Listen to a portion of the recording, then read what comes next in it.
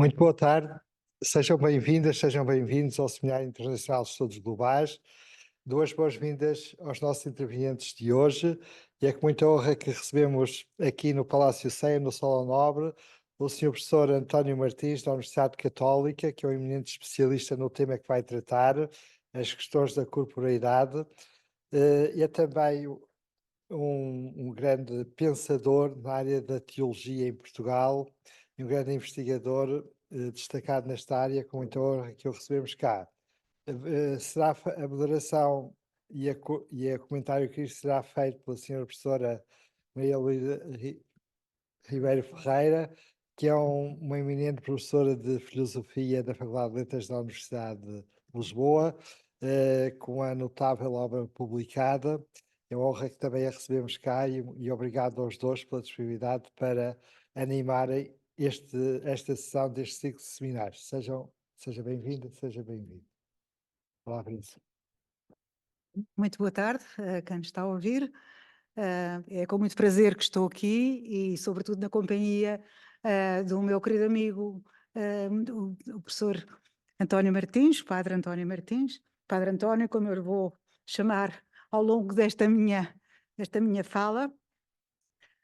O Padre António, para além de toda a sua atividade na Universidade Católica de Lisboa, é capelão da Capela do Rato e é orientador da minha equipa de casais. Portanto, a relação que tenho com o Padre António é uma relação de grande amizade que já vem de há longo tempo e também uma relação de partilha intelectual, na medida que admiro muito aquilo que o Padre António escreve e o modo como o Padre António fala. E ouço todos os domingos, tenho esse prazer, e às vezes lembro-me do seu homónimo, do Padre António Vieira, porque na realidade os sermões do Padre António são peças que deveriam ser publicadas e presumo que ele algum dia os irá publicar. Muito boa tarde, uma boa tarde a todos e a todas. Agradeço o convite da Universidade Aberta para estar aqui neste seminário e com doutorandos e não só. Saúdo a todos e a todas os que se dispõem a sintonizar este tempo e também a partilha de ideias que vai acontecer. Agradeço a querida amiga, a professora doutora Maria Luísa Ribeiro Ferreira, digo assim protocolarmente o nome, mas para os amigos é a Luísa, a querida Luísa. Como a Luísa já o disse, temos uma longa relação de proximidade para além dos palcos académicos e eclesiais.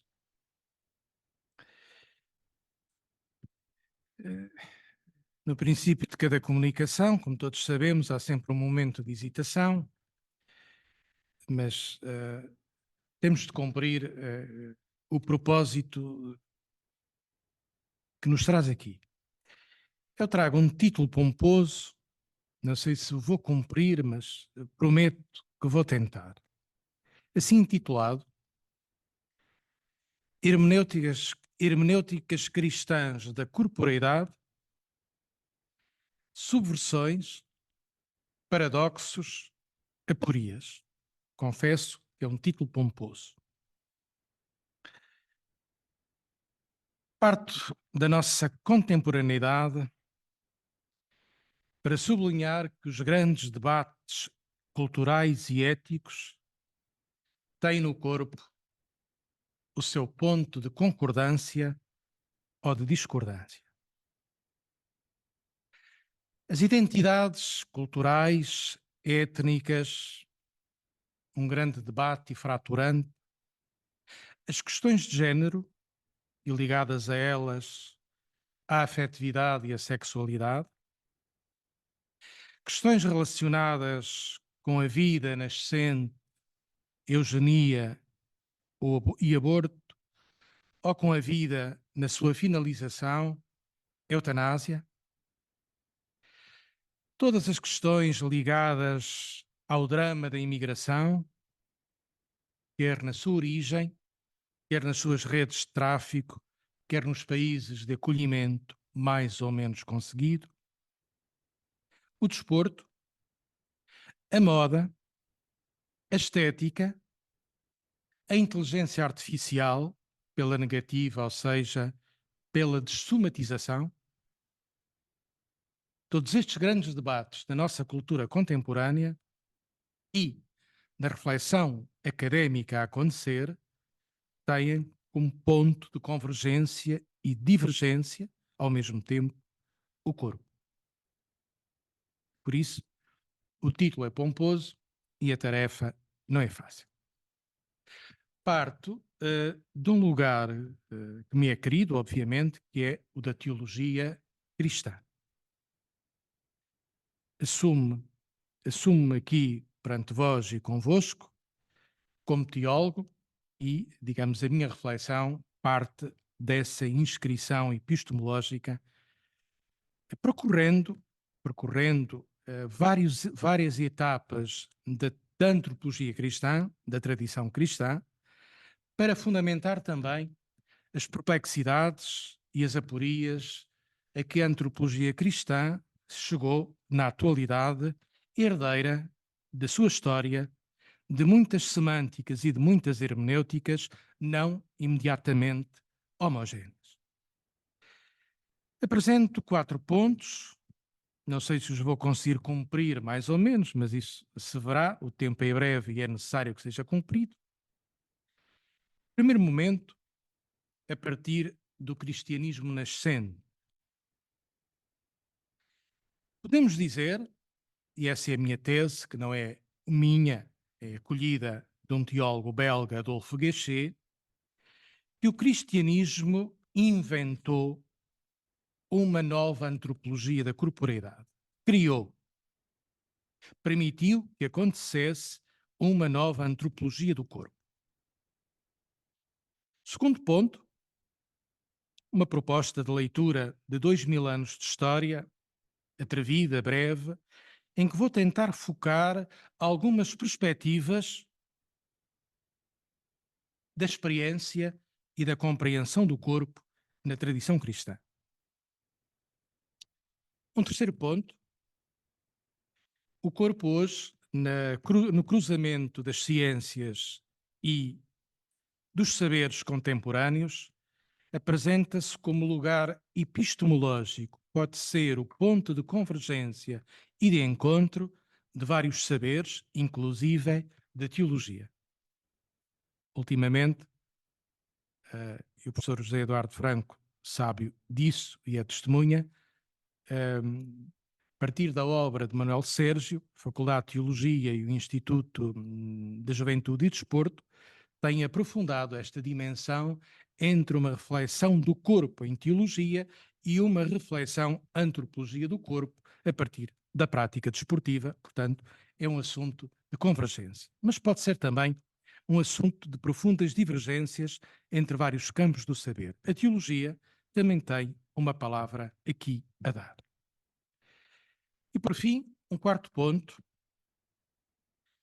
Identifico alguns temas, algumas questões atuais difíceis, dramáticas, urgentes, sobre a corporeidade do ponto de vista político, social, cultural, onde a antropologia cristã tem também o seu lugar a dizer e uma voz profética. Agradeço que me seja controlado o tempo, porque quando se começa a falar, engalgamos todos no entusiasmo. Ponto 1. A invenção cristã do corpo. Parto desta perspectiva, o cristianismo inventou uma nova antropologia de corpo. Mas antes de ter inventado, acolheu a antropologia do corpo, ou se quisermos, a antropologia da carne, da tradição judaica, da tradição hebraica. E a tradição hebraica que nós podemos percorrer do Gênesis até às cartas de São Paulo, mais ou menos homogénea, apresenta a nossa condição humana com o termo carne, em grego sarx, em hebraico bazar, que significa ou que expressa a nossa condição de vulnerabilidade, de sermos pó da terra, a nossa condição de vivermos uns com os outros, de pertencermos à mesma família, somos corpo em relação, pertencermos a um país, a uma pátria, a uma localidade. O ser humano, corpo que precisa, ou carne que precisa de respirar e de se alimentar, partilha também porque respira e porque se alimenta, porque é ser vivente, a mesma carne ou uma carne comum com os outros animais. Portanto, carne também se diz de todos os animais viventes. Carne se diz do esposo ou da esposa, do parceiro que pertence à mesma tribo. Carne da minha carne, sangue do meu sangue. Mas há uma nota curiosa, na antropologia judaica, carne significa a criatura, significa o ser humano, não significa nunca Deus. Deus é santo, é transcendente, não é carne, carne é a criatura humana por ele criada. E aqui começa a inovação ou a criatividade da experiência cristã, ou vamos dizer com uma linguagem técnica da teologia, a revelação cristã, ao acreditar num Deus que se faz carne. E aqui entra uma dimensão escandalosa para a tradição judaica ou para a tradição hebraica. Era impensável, escandaloso até, que um Deus se tornasse carne, assumisse a carne da nossa condição humana. E foi isso que o cristianismo apresenta, acreditando que Jesus, o Cristo, é o Filho de Deus feito homem, encarnado. Mas também, e é curioso, dentro dos próprios escritos do Novo Testamento, carne assume várias dimensões e vários significados. Pode assumir no Evangelho de João este sentido da antropologia hebraica. Carne significa o corpo do homem ou da mulher que vive, sente, respira, existe, se relaciona com os outros e morre. Lembra-te ao homem que és pó e que em pó te has de transformar.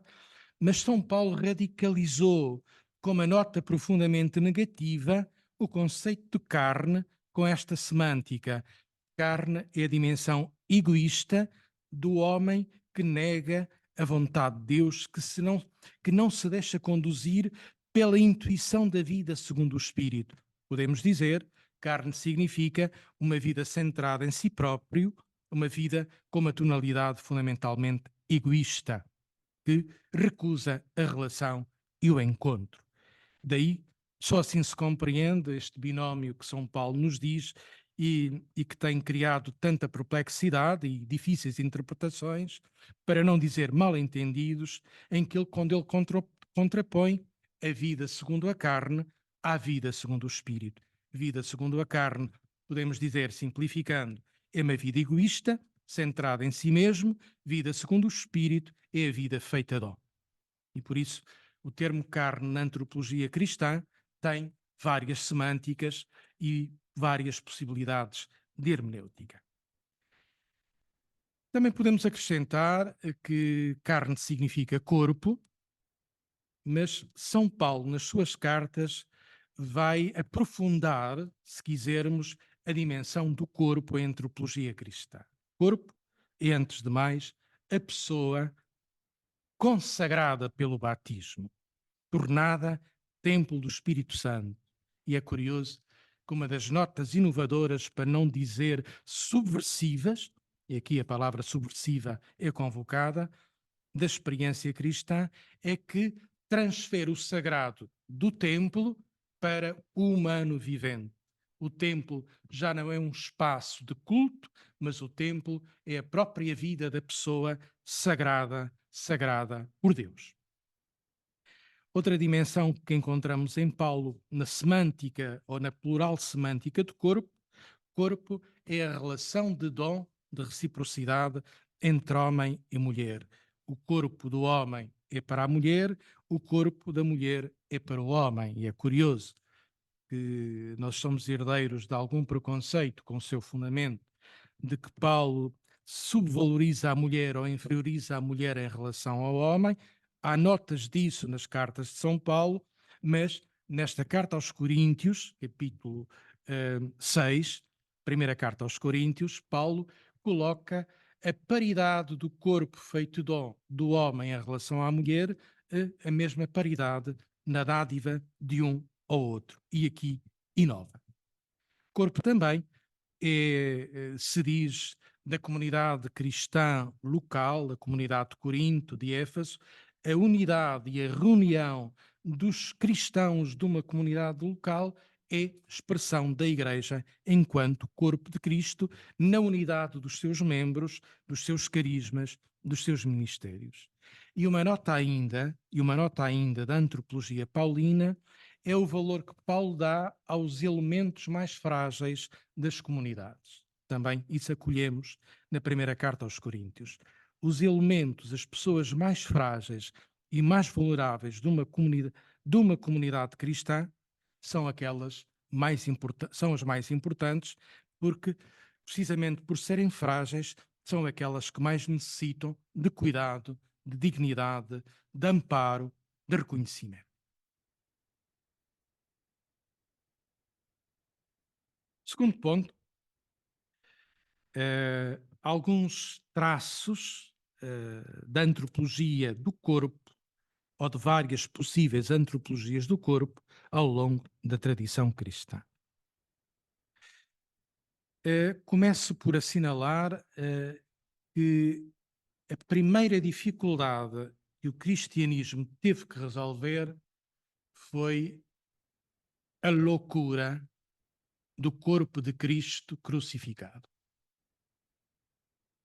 Isto era qualquer coisa de completamente impensável numa expectativa messiânica, assente no poder, na força, no triunfalismo, que era a expectativa judaica predominante, não era a única.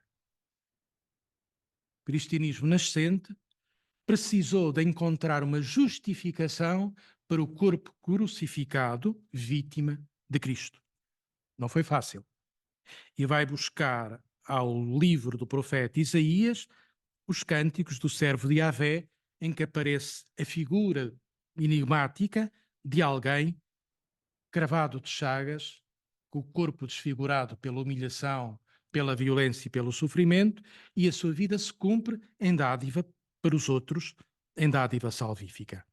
Esta figura do servo de Yahvé de Isaías vai ser convocada para interpretar a dimensão do sofrimento da crucifixão de Cristo vítima dos poderes políticos, religiosos, militares. E aqui, a primeira nota, talvez um dos primeiros contributos da história do cristianismo para a cultura e para a dignidade da condição humana, entre outras, tenha sido a dignificação do corpo humilhado, vitimizado, agredido, o corpo feito vítima. E fez isso para justificar e dar sentido à crucifixão do Messias, que é o fundador, vamos dizer, o fundamento da sua própria fé. Por isso, outro traço também das primitivas comunidades cristãs é a valorização do martírio. O martírio cumpriu-se como uma forma de existência plena, realizada, em que o corpo é vitimizado pela prepotência dos poderes, falo aqui do poder político e do poder militar romano, e este corpo vítima do mártir é uma forma existencial de conformação ao corpo crucificado, também ele vítima de Cristo. E o martírio é apresentado nos primeiros séculos do cristianismo como a expressão corpórea desta identificação daquele que é vítima do poder autoritário, político e militar romano com aquele que foi vítima do poder judaico e também romano, Cristo crucificado. É uma das fundamentais notas para dignificar a condição corpórea que o cristianismo nos deixou, a dignificação do corpo vítima e a denúncia, em consequência, de toda a máquina de violência que torna uma pessoa vítima. Quando o cristianismo se torna a religião oficial do Império, as circunstâncias políticas e as circunstâncias sociais mudam, as perseguições deixam de acontecer e vamos dizer que se adota um estilo de vida mais acomodado, mais burguês. Aquela resistência, aquela radicalidade profética das primitivas comunidades é atenuada e tem tendência a desaparecer. Surge aqui o movimento das elites gregas e romanas das grandes cidades urbanas, das elites cultas com grandes capacidades económicas, que fazem uma opção radical pela pobreza e vão para o deserto, não combatendo ninguém, mas sobretudo fazendo uma análise de si própria, combatendo os instintos mais agressivos, a dimensão passional, apetitiva que nós temos dentro de nós. Podemos dizer que os padres do deserto foram os antecedentes da psicanálise, desta avaliação profunda, até inconsciente, de uma força de desejo que nos habita e que nos torna violentos. O grande contributo da antropologia dos padres do deserto, podemos dizer, foi a afirmação de um corpo cás dos padres e das madres do deserto, a dimensão do martírio, a dimensão da castidade e da virgindade. Um corpo que se autodisciplina e que é capaz, no seguimento de Cristo e com uma profunda ascese e uma profunda espiritualidade, domar o próprio desejo. Se isto tem um grande contributo do ponto de vista da autodisciplina e na aplicação de uma corrente filosófica que a professora Luísa Ribeiro Ferreira conhecerá melhor, que é o estoicismo. O estoicismo foi a grande antropologia inspiradora dos padres do deserto, também teve como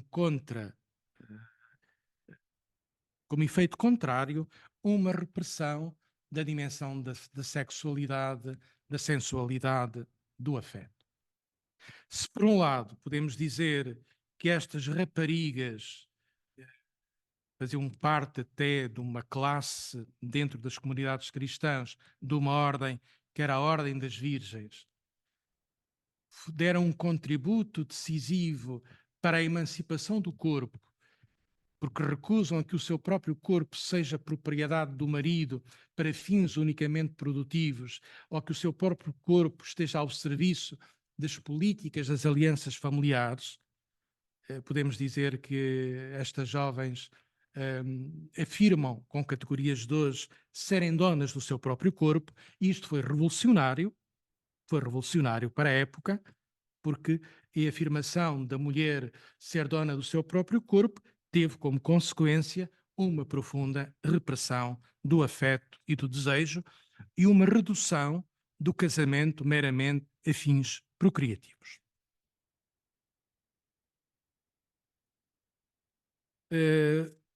Passo o ponto 3 e avanço para o ponto 4.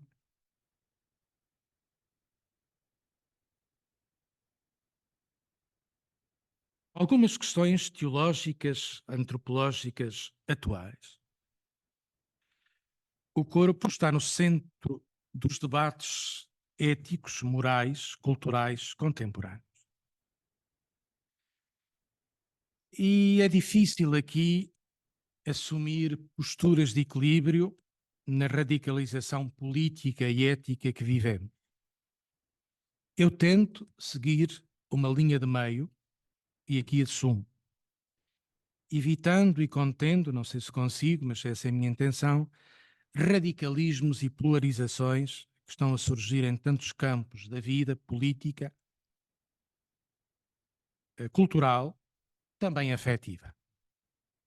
Se por um lado precisamos de dizer e nunca negar que o corpo é um dado da biologia com o qual nascemos na identidade feminina ou masculina, por outro, precisamos imediatamente de acrescentar e de complementar que desde que nascemos o nosso corpo entra em processos culturais. é vestido, é significado na família, nas comunidades cristãs, na sociedade, e nada disto é neutro. É a expressão de uma cultura, é a expressão de uma identidade comum, é a expressão de ritos que configuram a nossa pertença. E ainda podemos acrescentar, o corpo é um caminho de identidade, é um percurso existencial em que nós vamos vivendo o nosso corpo, que se vai transformando continuamente nas relações, nos afetos, na idade, e toda essa transformação faz ou leva a que a nossa identidade seja um caminho nunca concluído. Eu gosto de dizer, se por um lado temos uma identidade recebida em termos biológicos, que é inegável, todos nós temos aqui somos este corpo que nos foi dado pela biologia, mas ao mesmo tempo, em perspectiva cristã, o nosso corpo tem um destino para além do tempo, é o destino da vida eterna. E eu gosto de dizer, com a primeira carta de São João, já somos filhos, mas ainda não se revelou o que havemos de ser. Digamos, a nossa identidade afetiva, a nossa identidade cultural, a nossa identidade eclesial está continuamente em construção, em devir, e abre-se a um definitivo que só Deus nos pode dar e confirmar. Estamos aqui no vasto campo difícil, polémico, fraturante, mas existencialmente dramático, que são as questões de género.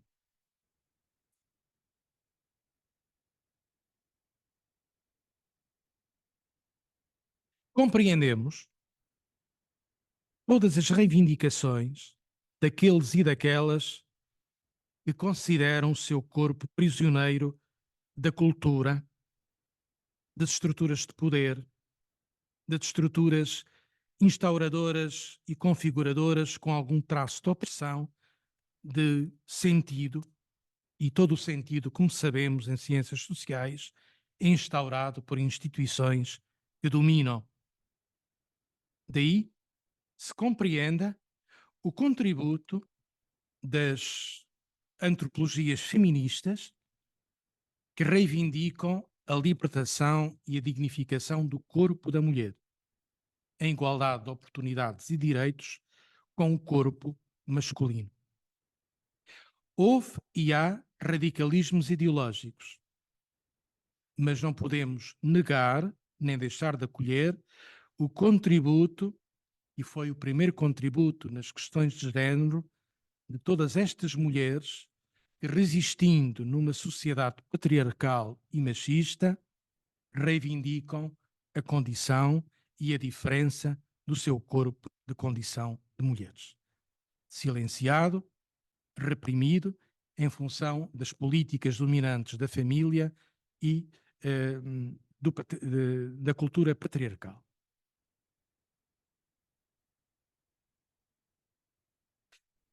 A teologia e a Igreja Católica, também o reconheço, têm dado os seus passos, com alguma lentidão. As teologias feministas contemporâneas têm também acrescentado o seu contributo decisivo, desconstruindo linguagens, sobretudo linguagens machistas e patriarcais, herdeiras de uma tradição predominante.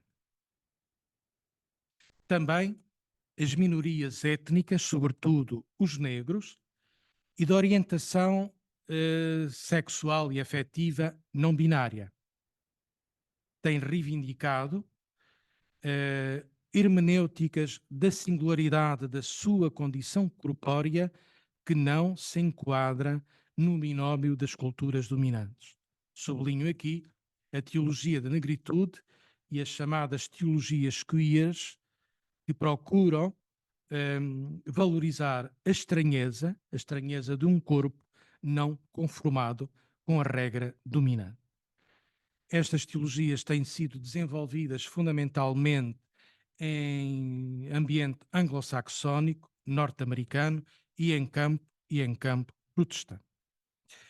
Todos sabemos, e o Magistério da Igreja ainda recentemente o sublinha num documento do Vaticano de há 1 ou 2 semanas, Dignitas Infinita, sublinha esta dimensão que eu acolho, e aqui também procuro deixar um tom de equilíbrio entre o corpo que nos é dado, da parte da biologia e da natureza, mas que não pode ser exclusivamente considerado, também, juntando também o corpo que vamos construindo e vamos assumindo e vivendo ao longo da nossa vida através das relações, dos encontros e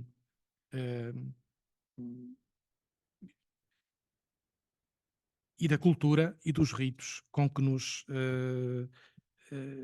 nomeamos. Outro ponto, também podemos aqui focar, a teologia do corpo de João Paulo II, que tanta divulgação tem tido nas últimas décadas, constituiu um conjunto de catequeses durante os primeiros 4 anos do magistério pontifício do Papa João Paulo II, que ele dizia todas as quartas-feiras.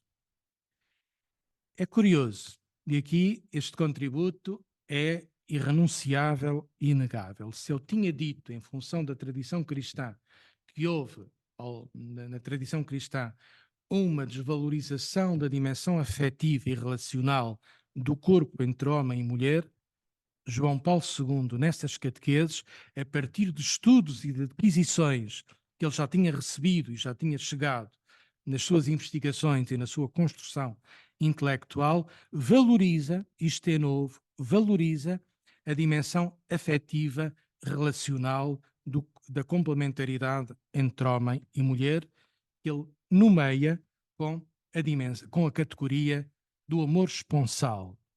Do amor esponsal. E, portanto, esta antropologia da relação, esta forma desempoeirada com que a afetividade e a dimensão da sexualidade entre homem e mulher é afirmada por João Paulo II, no início do seu pontificado, é de uma profunda inovação. Mas também acrescento, as catequeses de João Paulo II foram editadas com o título Teologia do Corpo, e o título Teologia do Corpo pode criar também a sua ambiguidade. Não podemos afirmar que a teologia do corpo seja exclusiva, exclua outras teologias. A teologia do corpo, João Paulo II, é uma proposta que precisa de ser também complementarizada com outras também legítimas. Tem a dimensão de ser um texto com a autoridade do magistério. Portanto, uma teologia do corpo, por mais válida que seja, não pode excluir outras dimensões da compreensão da condição corpórea.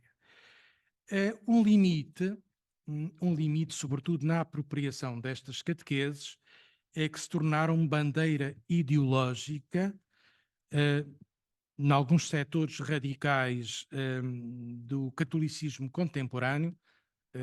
Combate-se a chamada ideologia do género com a teologia do corpo de João Paulo II. Aqui eu afasto-me desta interpretação ou redução ideológica das catequeses de João Paulo II. E é curioso que o próprio diretor do Instituto Pontifício para a Família, criado por João Paulo II, se distancie também, recentemente, em entrevistas, desta herança um pouco unilateral ou desta tendência de reduzir a teologia do corpo a uma linha hermenêutica. Diz ele, foi sem dúvida um contributo audaz, mas fortemente idealizado, ou seja, na antropologia, na teologia do corpo, só estão contempladas 2 dimensões da vida cristã: a dimensão da vida consagrada e a dimensão da vida de casal. E as outras? Será que a dimensão da vida consagrada e a dimensão da vida de casal esgota toda a problemática da afetividade? e do encontro e da relação contemporânea. Portanto, são problemas que não estão contidos na teologia do corpo de João Paulo II e que precisam também de encontrar resposta na reflexão teológica contemporânea. O corpo também está presente na ecologia, e é curioso que o segundo número da Laudato Si, que a nossa querida Luísa tem aprofundado, nos diga que nós somos corpo. O nosso corpo é uma porção da terra, é química, é biologia, é organismo, somos minerais, mas somos também relação, encontro, habitamos a terra e o nosso corpo, até podemos dizer, que é a nossa primeira casa comum, o nosso primeiro lugar de encontro e de hospitalidade. Outra dimensão, o corpo da concepção à morte, aqui a defesa da dignidade humana. E o do último documento do Vaticano sobre a dignidade humana explora todas estas dimensões em que a vida humana pode ser humilhada no seu próprio corpo, ainda em gestação, questão do aborto, a violência sobre as mulheres, a guerra que está a acontecer diante dos nossos olhos com a destruição de cidades na Ucrânia e na faixa de Gaza. E diz-nos o Papa Francisco, a guerra é uma derrota da humanidade. A pobreza, o escândalo das desigualdades sociais, a facilidade com que se legitima uma morte assistida, um suicídio medicamente assistido, com a discussão que é mesmo contemporânea e atual, onde é que está a dignidade? A dignidade depende apenas de uma qualidade de vida e das suas capacidades comunicativas e relacionais, ou a dignidade é uma dimensão ontológica para além da capacidade, da força, do desempenho e da utilidade que a própria vida possa ter?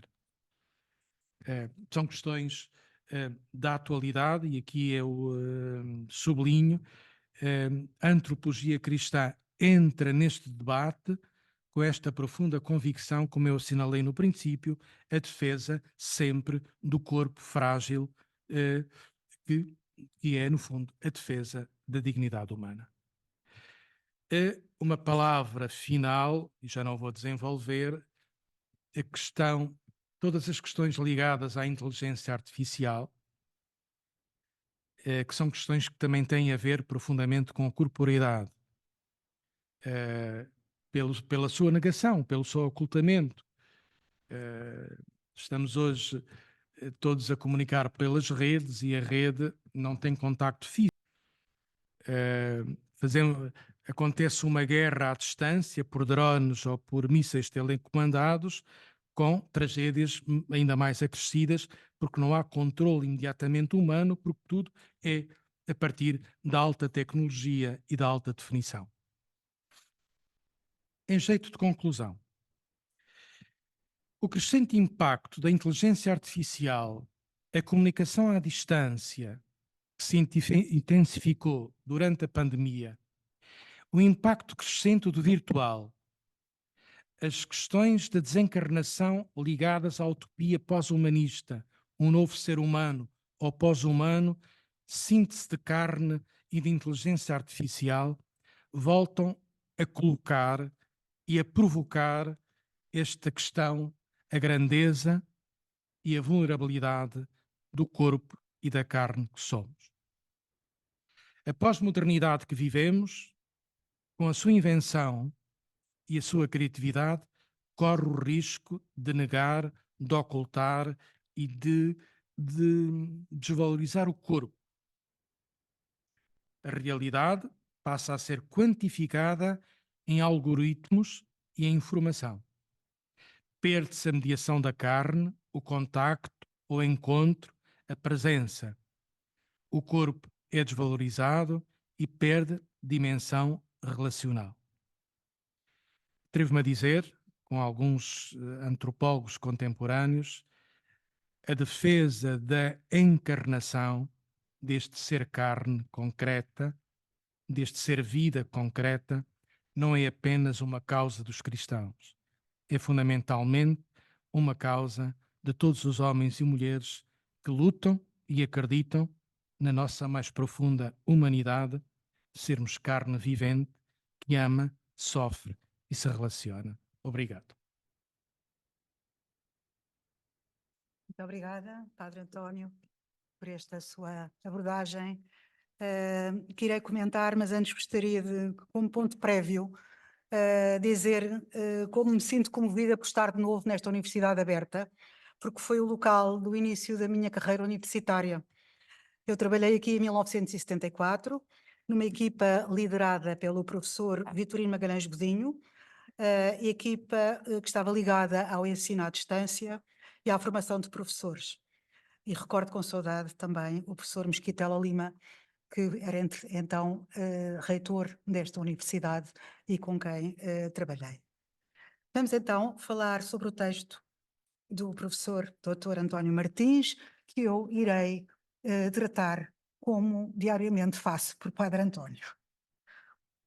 O texto Hermenêuticas Cristãs da Corporeidade, Subversões, Paradoxos e Aporias. É um texto muito rico, interessante no tema, original na abordagem, profundo no tratamento dos conceitos. Foi um prazer lê-lo. É um texto que é simultaneamente teológico, filosófico e literário, porque está muito bem escrito. A minha fala será breve, porque eu tomei este convite como uma solicitação para apreciar meramente o texto do Padre António. Portanto, eu não o tomei como uma tese a ser discutida, penso que há nele temáticas que valeria a pena serem aprofundadas e discutidas, e não do modo como eu não vou aqui fazê-lo. Eu tomei este meu convite como uma partilha em que o Padre António generosamente nos dava a ler as suas reflexões sobre a corporeidade. E é nessa linha que farei a minha apreciação. Portanto, este seu texto, Hermenêuticas Cristãs da Corporeidade, a atualidade do corpo está presente nos grandes debates da nossa cultura, e o texto do Padre António faz jus a essa atualidade temática, bem como à sua complexidade. Nele fica valorizada uma perspectiva religiosa ou cristã, mas não foram esquecidas outras abordagens, como uma abordagem antropológica, uma abordagem filosófica e uma abordagem hermenêutica. O estilo em que o texto está escrito é um estilo belíssimo, é aquele que o Padre António nos tem habituado nas suas homilias. E é um estilo denso, rico, teológica e filosoficamente, por vezes poético. O Padre António escreve muito bem. Eu irei levantar algumas questões dos 4 pontos do itinerário deste texto. 4 pontos referidos no início e relembro-os. O modo como o cristianismo pensa o corpo. Em segundo lugar, o modo como a tradição pensou o corpo. Em terceiro lugar, o modo como a filosofia pensou o corpo. E em quarto lugar, algumas questões teológicas atuais sobre o corpo. No tópico 1, no que respeita à invenção do corpo, fica bem expressa no texto do Padre António a marca divina. Essa marca está presente quer nos homens, quer nas mulheres, e anula quaisquer interpretações conducentes a uma superioridade masculina. Cristo é apresentado como Filho de Deus, mas Cristo é também o Filho de Maria.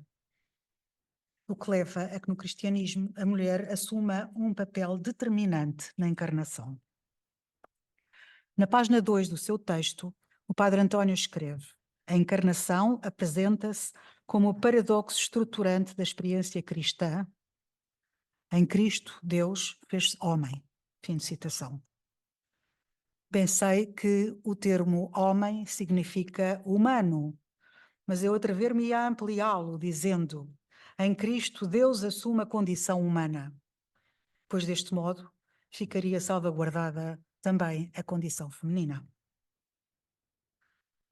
Foi-me grato relembrar o sentido da paridade sentido esse realçado nas cartas de São Paulo, quando ele nos fala dos corpos da mulher e do marido. No entanto, eu não esqueço o caráter secundário que Paulo atribui à mulher. E lembro passos em que o apóstolo mantém firme a supremacia masculina, como, por exemplo, na exortação que faz às mulheres e que muitas vezes aparece nas celebrações dos casamentos, coisa que eu acho pouco compatível com depois toda uma doutrina da relação conjugal, que poderíamos ir buscar também ao próprio São Paulo, mas São Paulo diz: mulheres, obedecei aos vossos maridos. Claro que não esqueço a parte segunda desta exortação, em que os maridos são convidados a amar as suas mulheres e não as tratar com brusquidão. Daí não gostar da inserção muito comum de abordar estes textos no ritual cristão dos casamentos.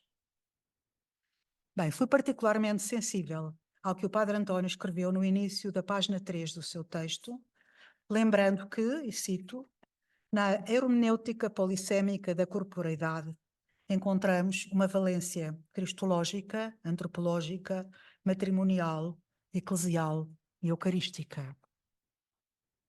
Já não posso englobar neste elogio a referência a Tertuliano, alguém que é recordado pelo Padre António pela sua valorização da carne, mas sobre o qual eu não posso esquecer a misoginia, levada ao extremo pela castração que ele próprio se auto-infligiu. Note-se que o texto do Padre António, na parte 2, é sensível às ambiguidades, tensões e paradoxos do modo como a tradição cristã aborda o corpo. Falo justamente na parte 2 da sua comunicação, na qual trata dos modos de viver o corpo nesta tradição. E fui particularmente sensível ao modo como o Padre António apresentou o escândalo da cruz, contrastando com as expectativas triunfalistas de um Messias heroico e construindo uma hermenêutica que exige a aceitação de um corpo humilhado e vencido pelo sofrimento, interpelando-nos na atenção que devemos prestar a todo aquele que sofre. Achei particularmente interessante o modo como lembrou a saudade do martírio nos séculos IV, V e VI da nossa época, quando o cristianismo deixara de ser perseguido, mas que a radicalidade da mensagem cristã ainda não se perdera. Atestam-nos os padres e as madres do deserto, nos quais cristianismo e estoicismo se cruzaram. E foi-me particularmente grato o facto de se lembrar das madres do deserto, geralmente esquecidas. Achei interessante, embora não totalmente convincente, a maneira como interpretou as vocações religiosas femininas como um modo de se libertarem do domínio patriarcal, valorizando a castidade da condição monástica. Faço justiça ao Padre António na lucidez com que se refere às ambiguidades e contradições da experiência cristã no que respeita às mulheres. Isso está muito explícito na página 6, nomeadamente na consequente desvalorização da dimensão afetiva e relacional da vida amorosa. E cito o que escreveu na dita página 6, porque estou em perfeita sintonia com o que refere neste seu texto. Escreveu o Padre António: não havia espaço para a dimensão erótica, afetiva e relacional dos corpos. A parte terceira do texto do Padre António é dedicada ao corpo como lugar epistemológico. E começa por escrever que a recuperação do corpo tem sido, sem sombra de dúvida, estou a citá-lo, uma das grandes apostas do Ocidente nos últimos 100 anos. Está na página 6. É verdade que não devemos esquecer os múltiplos filósofos que ao longo do tempo valorizaram o corpo. E não posso deixar de citar o filósofo que mais estudei ao longo da minha vida e que foi Bento ou Benedito Spinoza, que no livro terceiro da Ética escreveu, no escólio da proposição terceira, o seguinte texto: ninguém, na verdade, até ao presente, e nós estamos no século XVII, Spinoza está a falar, Ninguém, na verdade, até ao presente, determinou o que pode um corpo. Isto é, a experiência não ensinou até ao presente o que, considerado apenas corporal pelas leis da natureza, o corpo pode fazer e o que não pode fazer, a não ser que seja determinado pela alma. E ele continua. Isto é na Ética, numa edição, estupidamente não escrevi qual é a edição, não é a edição do Pires Aurélio, que é a última, é a edição que eu sempre usava nas minhas aulas e que, pelo esquecimento, não consigo agora recuperar. E ele continua Spinoza. Isto mostra que o corpo, só pelas leis da sua natureza, pode muitas coisas que causam espanto à própria alma. Regressando ao século XX e ao texto do Padre António, verificamos que este tem o cuidado de nos alertar para o facto de que atualmente, e cito, a uma metafísica da alma sucede contemporaneamente uma fenomenologia do corpo. Isto é dito na página 6. E o Padre António desmitifica o atual mito dos chamados beautiful people, que não suporta o envelhecimento corporal. E aproveita também para lembrar a atualidade do chamado mind-body problem, desenvolvida no mundo anglo-saxónico, contrapondo-lhe uma visão mais ampla em que o corpo é encarado como lugar antropológico, epistemológico e também teológico. Isto no texto do Padre António, obviamente, reiterando a importância desta última dimensão, da dimensão teológica, muitas vezes secundarizada nas ciências humanas contemporâneas. Daí a importância do ponto 4º no texto do Padre António, onde ele se debruça sobre algumas questões teológicas atuais sobre o corpo, considerando central nos debates antropológicos contemporâneos. Interessou-me particularmente o modo como abordou a questão do corpo nas teorias de género, pois é uma área onde tenho trabalhado. Alegrou-me o facto de o Padre António reconhecer que no espaço clerical, predominantemente masculino, as teorias de género são geralmente abordadas com suspeita. Seria interessante ter aprofundado esta temática, denunciando as visões extremistas dos feministas radicais, dos feminismos radicais, como, por exemplo, Judith Butler, Bell Hooks, Elizabeth Spellman ou outras, mas valorizando as perspectivas feministas mais moderadas, suscetíveis de um aproveitamento por parte da comunidade cristã. E lembro Elizabeth Johnson, Yvonne Gebara ou Elizabeth Schüssler-Fiorenza. É um facto que o Padre António se refere às teorias queer, mas devido ao pouco conhecimento das mesmas no nosso círculo cultural, seria interessante explicitá-las, essas teorias queer. Nelas não existem papéis sexuais biologicamente inscritos na natureza humana. Os papéis sexuais são socialmente variáveis, porque são construídos, não é? Prudentemente, o Padre António fala-nos dos condicionalismos da biologia e, como é natural, cita o Papa Francisco, na sua aproximação entre sexo biológico e género sociocultural.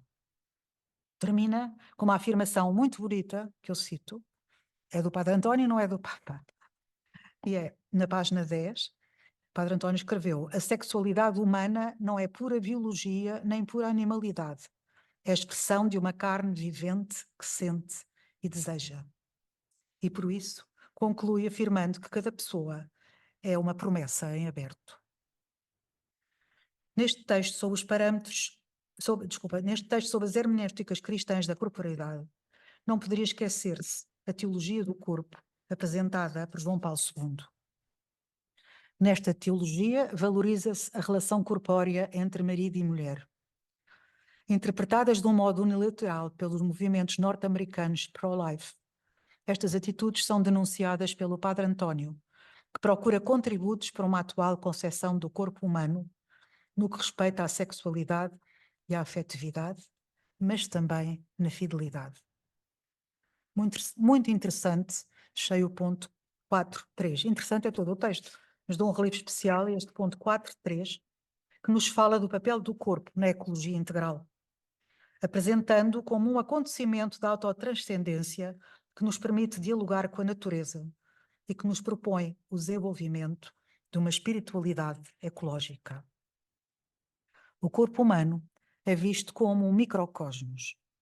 Daí a proposta de um estilo de vida compatível com os ritmos da natureza, sem que se esqueça nem a dignidade da pessoa humana, nem a sua união com o todo em que se integra.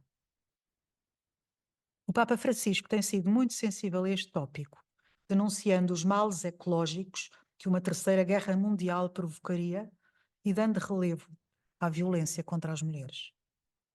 Também ao Padre António não escaparam os perigos da inteligência artificial, a dependência que provoca, o incremento da solidão, os perigos de uma guerra telecomandada em que o rosto humano é ignorado.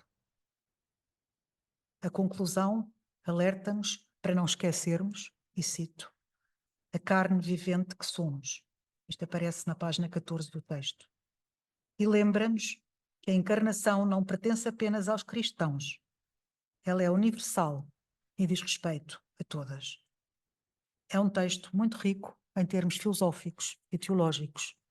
Seria bom publicitá-lo, sobretudo num público de não cristãos, que erradamente pensa que o cristianismo secundariza o corpo e apenas se preocupa com o espiritual.